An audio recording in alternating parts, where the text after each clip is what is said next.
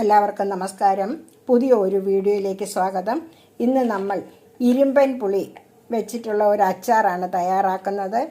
ഇരുമ്പൻ പുളി പറിക്കുമ്പോൾ നമ്മൾ നല്ല പിഞ്ചായിട്ടുള്ള ചെറിയത് മതി. ഒരുപാട് വലുതായി കഴിഞ്ഞപ്പോൾ ഭയങ്കര പുളിയാണ് കേട്ടോ. അപ്പോൾ അത് പിഞ്ചായിട്ടുള്ളത് വേണം പറിക്കാൻ.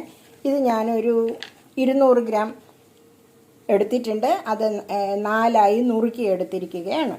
ഒരു 10 മില്ലി നല്ലെണ്ണ ഒഴിച്ച് കൊടുത്തിട്ടുണ്ട്. അതൊന്ന് ചൂടായി കഴിഞ്ഞു. ഇതിലേക്ക് അല്പം കടുക് ഇട്ട് കൊടുക്കാം, അല്പം ഉലുവ ഇട്ട് കൊടുക്കുക.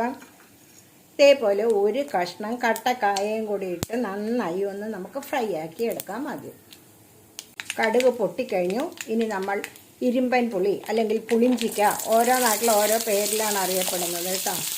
ഇതൊന്ന് വഴറ്റിയെടുക്കാം നമുക്ക് ഈ നല്ലെണ്ണയിൽ ഇത്രയും വഴറ്റിയാൽ മതി. ഇനി നമുക്കിതിലേക്ക് ആവശ്യമുള്ള മുളക് പൊടി ഇട്ട് കൊടുക്കാം. 1 സ്പൂൺ മുളക് പൊടി ഇട്ടിട്ടുണ്ട്. പാകത്തിന് ഉപ്പിട്ട് കൊടുക്കുക. കുറച്ച് മഞ്ഞൾപ്പൊടി ഇട്ട് കൊടുക്കാം.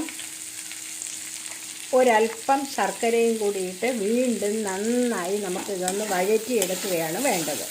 സിമ്മിൽ വെച്ച് വേണം വഴറ്റിയെടുക്കാൻ കേട്ടോ. ഇപ്പോൾ സാധാരണ മാങ്ങയും നാരങ്ങയും നെല്ലിക്കയും ഒക്കെ അച്ചാറാണ് നമ്മൾ സാധാരണ എപ്പോഴും ഉണ്ടാക്കുക അല്ലേ. അതിൽ നിന്നെല്ലാം വ്യത്യസ്തമായി ആണ് ഇന്ന് നമ്മൾ ഈ ഒരു പിക്കിൾ തയ്യാറാക്കുന്നത്. ഒരു നല്ല പിഞ്ചെടുക്കണമെന്ന് പറയുന്നത് ഇതിൻ്റെ പുളി കുറയ്ക്കാൻ വേണ്ടിയിട്ടാണ്. ഇതിൽ തന്നെ നല്ല പുളിയാണിത്. ഇനിയൊന്ന് നമുക്ക് വഴറ്റിയെടുക്കാം. ഇവിടെ ദിടീർ പുളിഞ്ചിക്ക അച്ചാർ തയ്യാറായി കഴിഞ്ഞു.